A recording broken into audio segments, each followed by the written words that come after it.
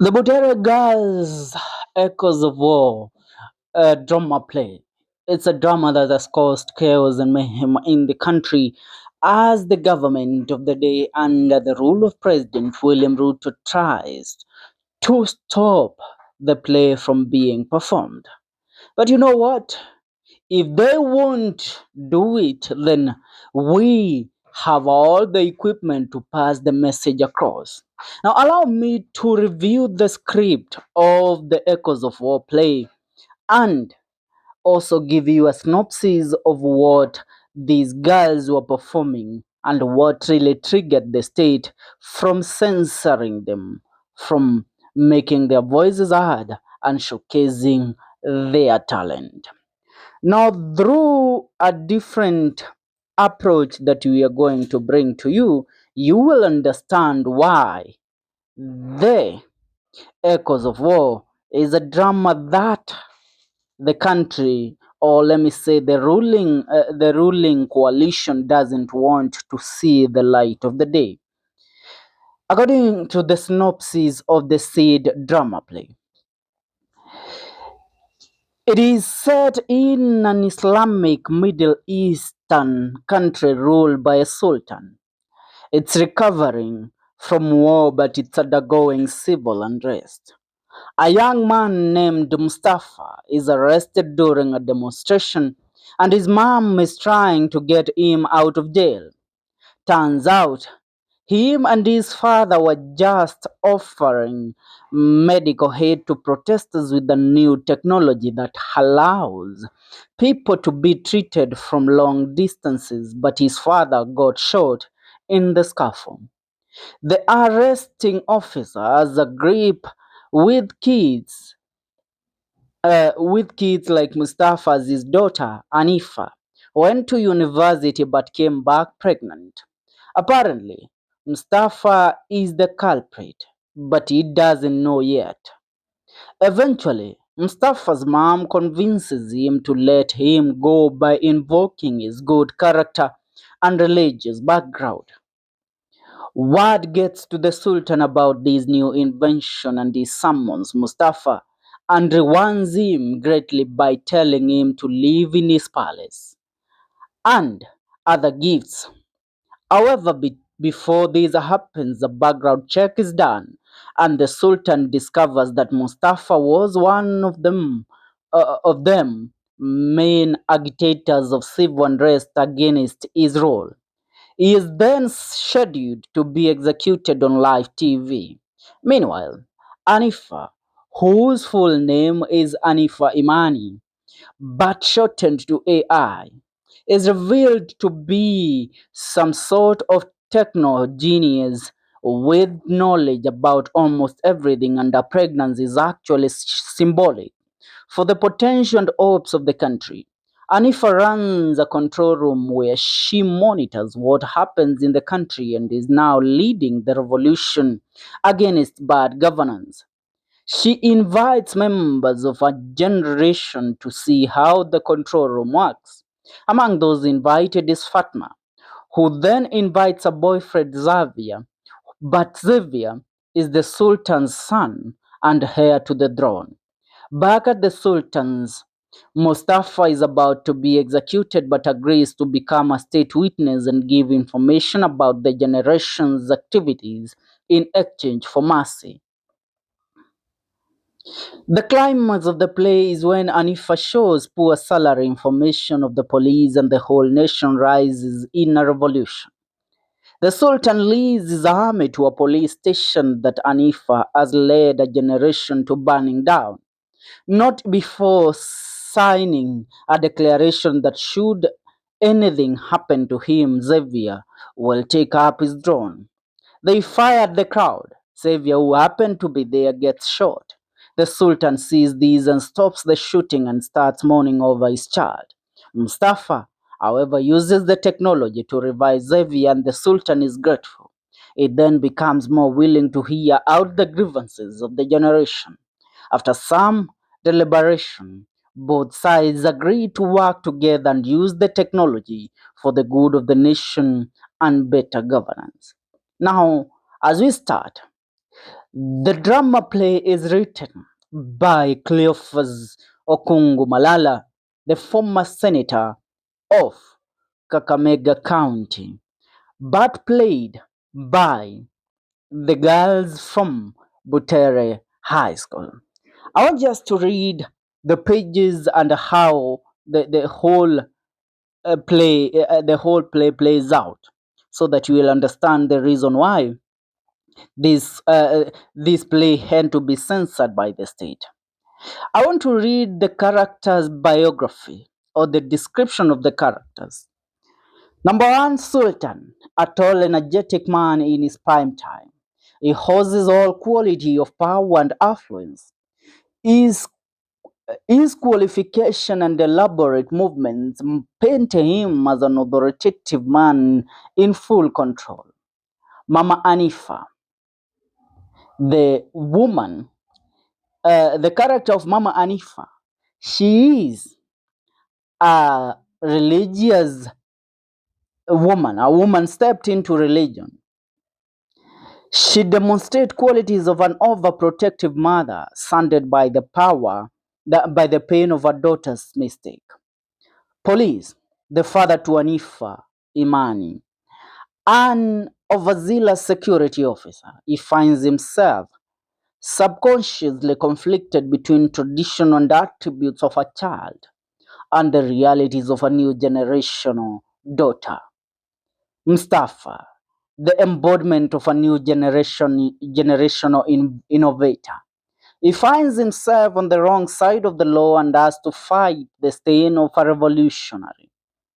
Anifa Imana, the personification of artificial intelligence. She has all the attributes of quantum computing and synthesized storage. She represents the future, a collaboration between nature and software. Imani, a representative of the culture background in which strict Islamic rules are followed and executed. Now, getting down to the play. Tempo, moderately fast. Illumination, brighter than dim. Mood, predominantly that of uncertainty. The setting, the royal palace of Arabic architecture, with walls of gold and stone, like the State House of Nairobi. The palace rises from the desert sands, its walls a symphony of honey-colored stone and shimmering gold leaf. Intricate geometric patterns and flowing calligraphy adorn the facades, whispering tales of ancient dynasties. Previous stones led into sprawling courtyards.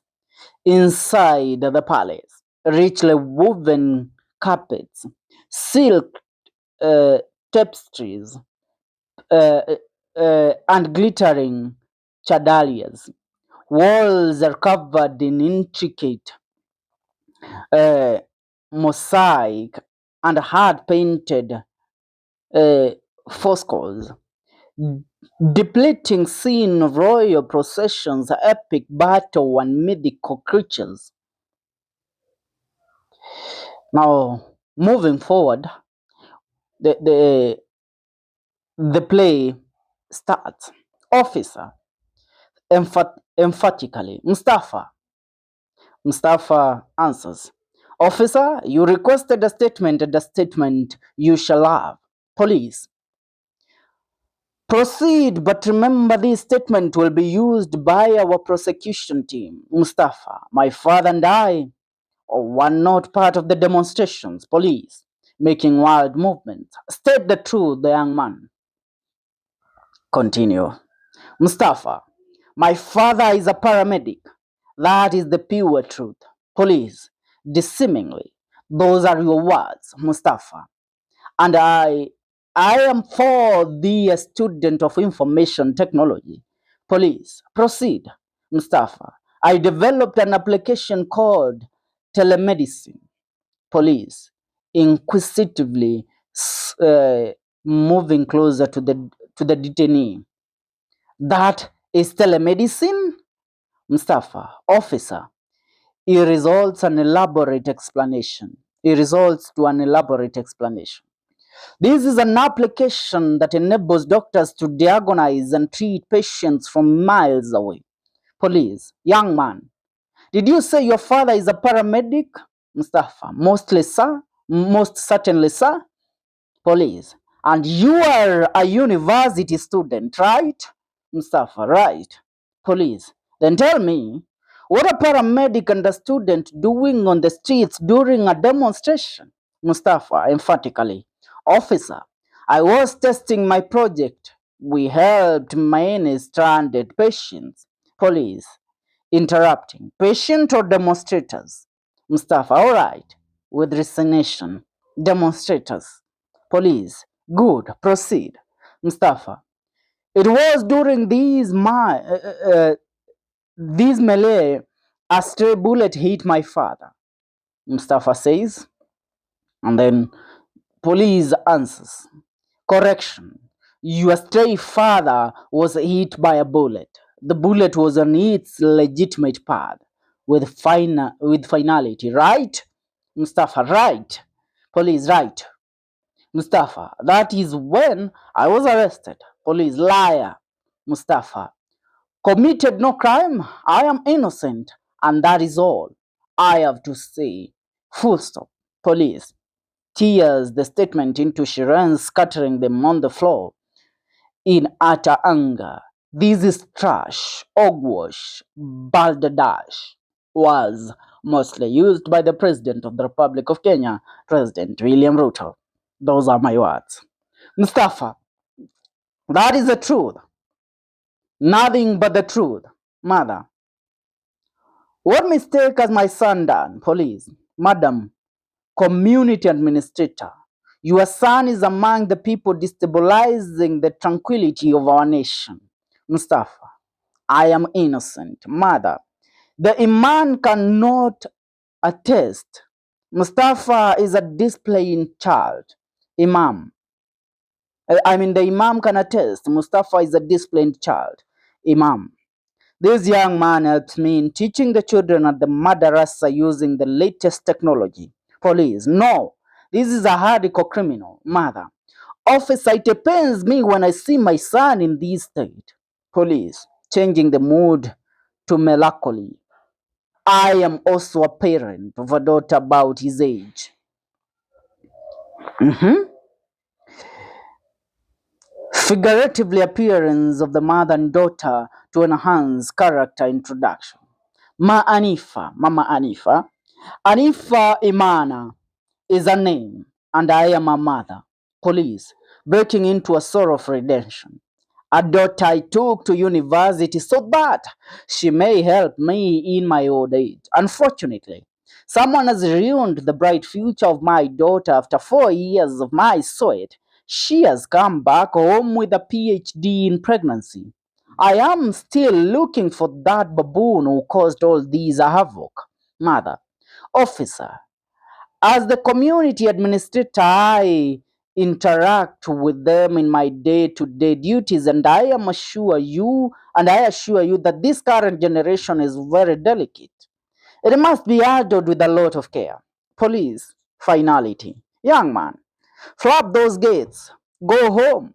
But this should serve as a stern warning to you and your friends opening the gates. Go out. Anifa. There you are, Mama Anifa. Anifa, tell your father what you told me. Anifa. Father, this is the boy who abducted my heart and set my soul on fire. Mustafa. Alarmed. Anifa? Anifa. While others were busy bombing buildings, he was busy bombing me. Mustafa. In a bid to protest. Anifa, stop. Anifa, my temper has reached dangerous levels, lamenting in pain for redemption. You have no idea how. You have no idea how difficult it is to raise a daughter in this time and age. Mother, calm down, please. I need a clear explanation on how this biological atomic bomb landed in my daughter's home. Wait and see. EPaces get out of stage.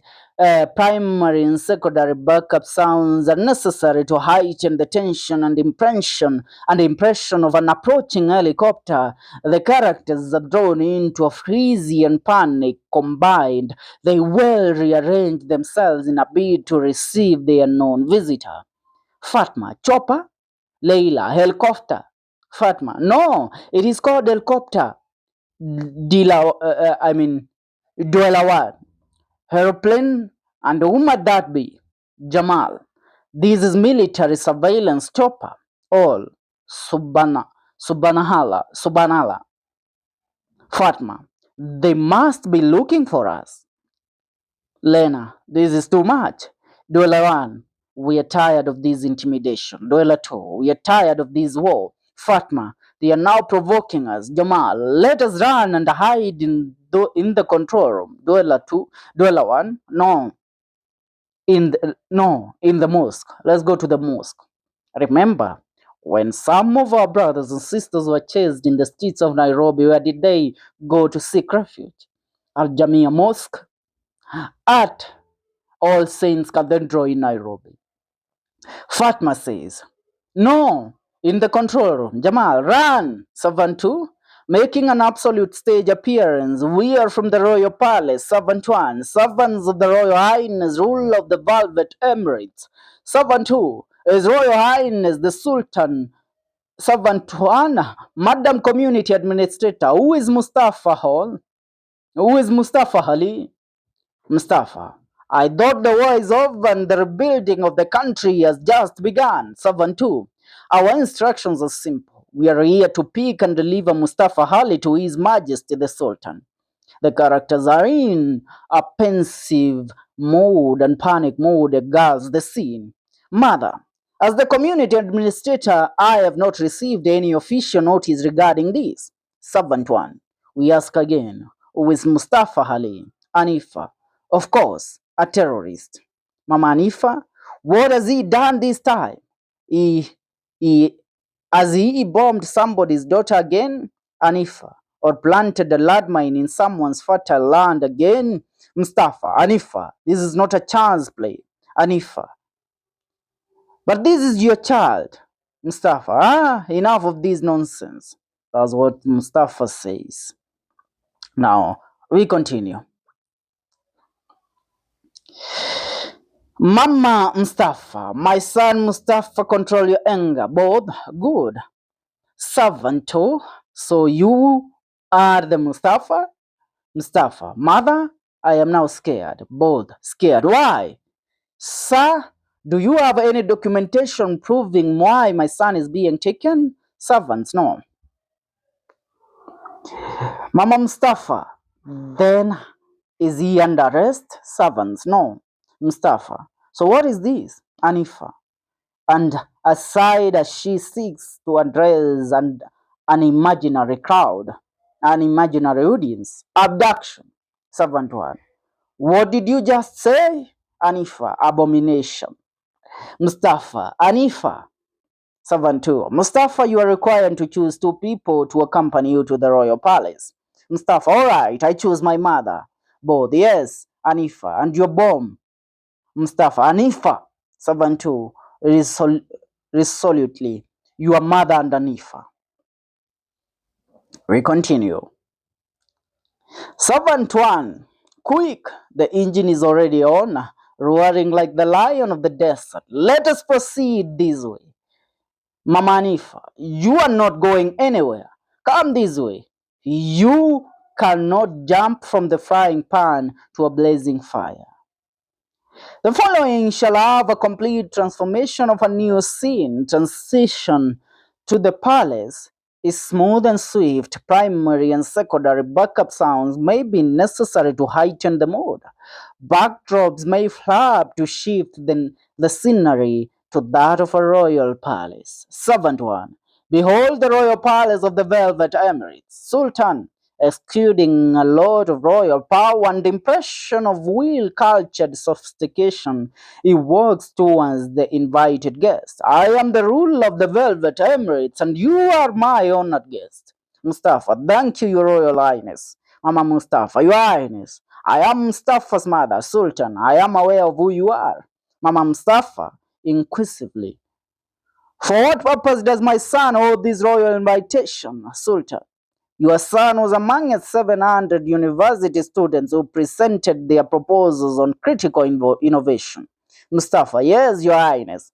My project was about telemedicine, a virtual application connecting patients to a global pool of medical practitioners. Going forward, Sultan, that proposal excited all of us. A mind-boggling idea worth the royal recognition. Mustafa, I am honored. Mama Mustafa, oozing with excitement. I'm excited. Sultan, it is for that reason that I, Sultan of the Velvet Emirate, declares you the winner of the project competition. All, yes. The mood turns to jubilation. Mustafa, Your Royal Highness, I am humbled by this honor. Mama Mustafa, this is the greatest news of our lives. Mustafa, in total submission, Your Highness, may I return home to celebrate this auspicious moment with my friends? Sultan, yes, you are. Sorry for that. You are live on all government media platforms. Let your friends revel with you in your moment of glory. Mama Mustafa, thank you, Your Majesty. Sultan, as the Emperor, I have decided to incorporate these young people into the decision-making process of our country. Mustafa, as the winner, you will receive these. Mustafa, full of ecstasy. Wow, a palace. Sultan, this palace is vast enough to host you and your entire lineage. Now, remember the president telling us that the government is going to absorb Gen Zs into his decision-making process, and so this country will go forward in a manner that everybody desired. Going forward, Servant 1, here a cash award for you to use. For the next 10 years, you shall wear this crown as the peace ambassador of the Royal Velvet Emirate. Mama Mustafa, my son Mustafa, Allah has remembered us. From the ashes of war we shall rise, Mustafa. From the debris of war we shall rebuild our country, Mama Mustafa. And from the echoes of war the twisting tunes of peace, love and unity shall be composed. Sultan, to demonstrate the seriousness of this award, your proposal will be fully implemented by my government. Mustafa, mother, this feels like a dream. Sultan, this a towering giant of a powerful leader. He paces around the palace as he occasionally shows compassion to Mustafa and his mother. Oh, wow! Fatma. And just like that, Mustafa's joined the club of power. Anifa. With a pinch of jest. And just like that, I am the first lady and the mother of the unborn billionaire.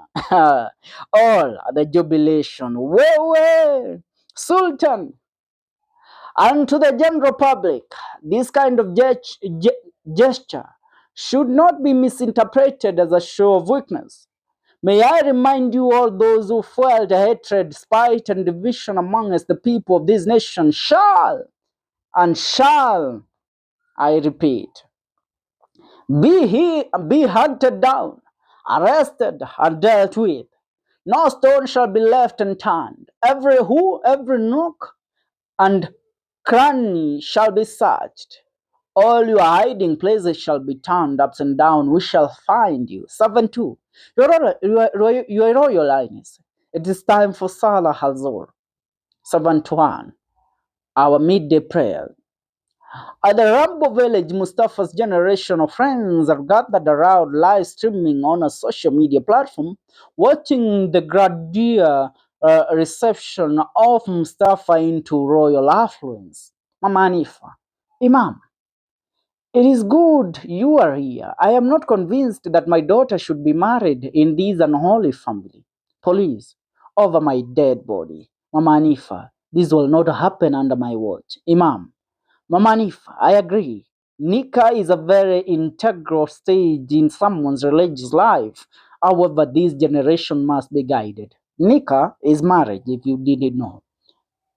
Mama Hanifa, in a show of absolute resolve, I refuse to be a part of this. Imam, calm down. Mama Hanifa, Mama Hanifa.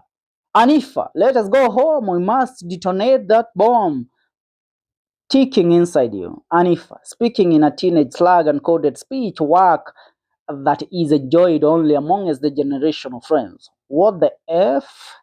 Huh? What the F? That's what Hanifa said. Now going forward. Police. And why are you clasping those peculiar spectacles? Hanifa, since when did you become visually impaired? Hanifa, these are not mere lenses but a prism bridge between your fossilized perception and the seven-dimensional tapestry of tomorrow. Police, what witchcraft is this? Hanifa, will this sorcery reveal why a girl cradled in faith now dares to swell with shame before taking marriage vows? Hanifa, mother, father, put them on. Gaze deeper. Activates the device. A holographic womb shimmers into existence. What do you truly see inside that womb? Police. Squinting. I see empty hair. Manif. Voice trembling. I see no child, only shadows. Imam. Leaning closer. Anifa, are you truly expectant? Anifa, yes, I am expectant, but not with a child. All what? Anifa, this pregnancy is a symbol, one that carries the expectations of my generation of friends. Oh, yes. Anifa, I carry life, but not of flesh. This womb pulses with the unborn expectations of a generation. Behold, the hologram features into radiant threads.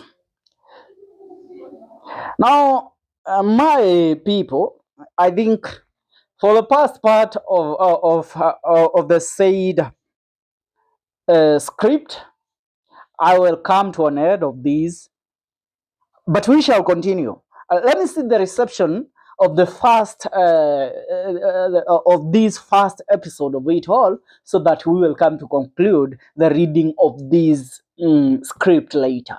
For now, I leave it there. Please make sure you subscribe to the Kenyan Daily Report. Na hii ni drama ya the Butere girls.